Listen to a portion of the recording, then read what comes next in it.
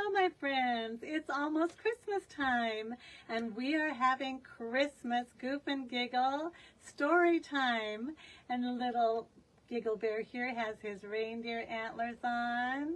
We're having so much fun playing Christmas. So how is Evan? How are you? And Kevin? And Dana? Connie? So good to see you. Are you ready for our book? The Biggest Little Boy. The Biggest Little Boy, A Christmas Story by Raymond Cultus. Here we go.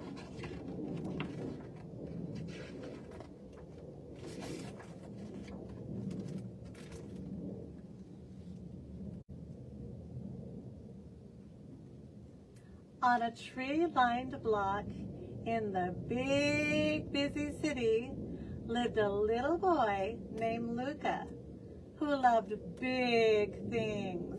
Do you love big things? Yeah? Big trucks, big toys, big buildings, big buses, big bulldozers. Lots of big things.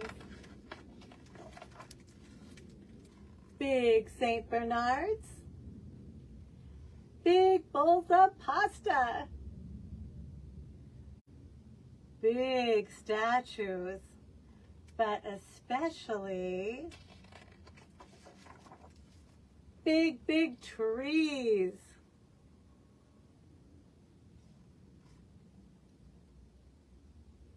Since he was a little boy, Luca had tried to climb the biggest tree in Triangle Park.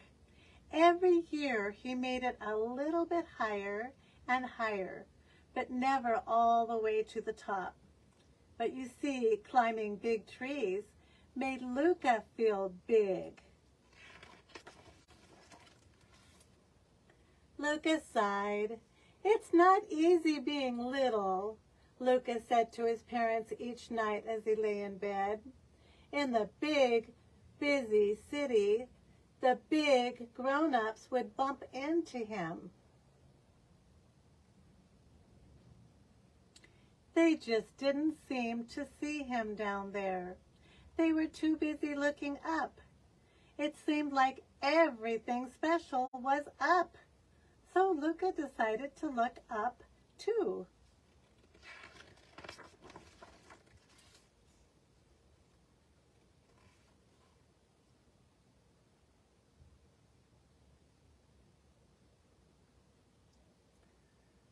It was nearly Christmas, and more than anything, Luca wanted a big Christmas tree. The biggest Christmas tree on his block. The biggest Christmas tree in the big city.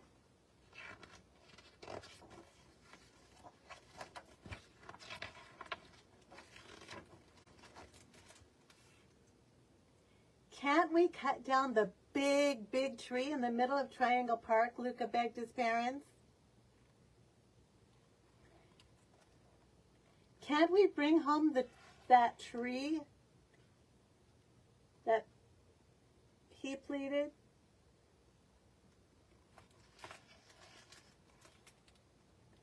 "Maybe we can borrow the one in the window," Luca exclaimed. "We'll know our tree when we see it," Luca's parents assured him.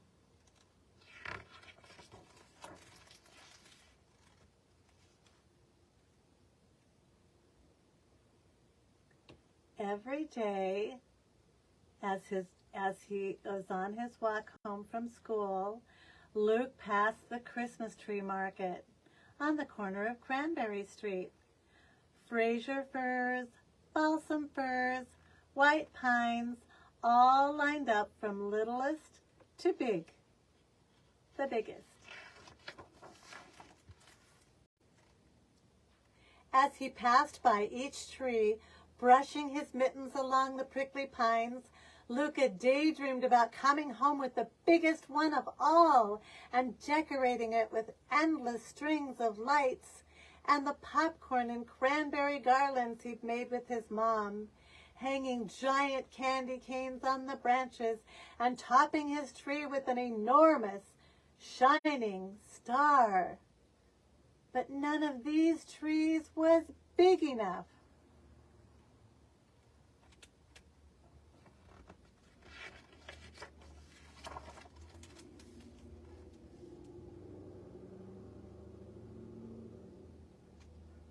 One crisp, late December afternoon, after most of the neighbors had trees aglow in their windows, Luca and his mom walked down Cranberry Street, past the Christmas tree market.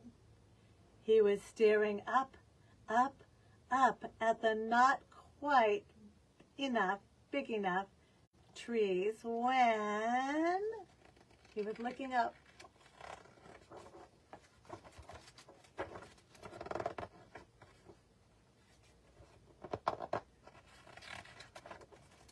He tripped. A little tree had fallen out of its stand and onto the sidewalk.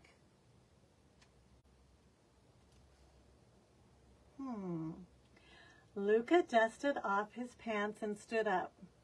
He picked up the little tree and plopped it back in its stand. It wasn't big. It wasn't tall. Its branches were crooked and the needles were missing. The little tree was anything but what Luca had wanted, but somehow it seemed just right. Perfect, actually, just the way it was.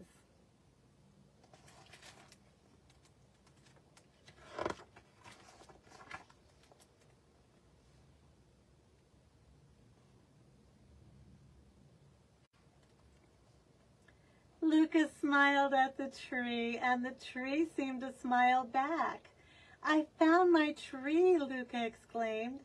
You see, Luca had been so busy looking up that he had missed the special things right in front of him.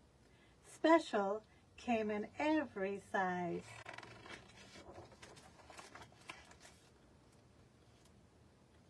"We never thought anyone would buy this little guy, the Christmas tree man," Francois said to Luca, "but I'm glad you wanted him." Beaming, Luca lifted his tree and carried it 3 long blocks home all by himself. That night, Luca would wrap up his little tree with garland and place his favorite baseball cap on the highest branch.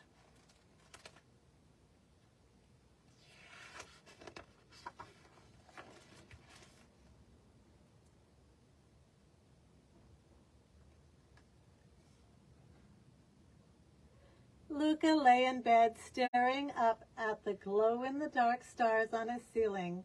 He felt big, and he was.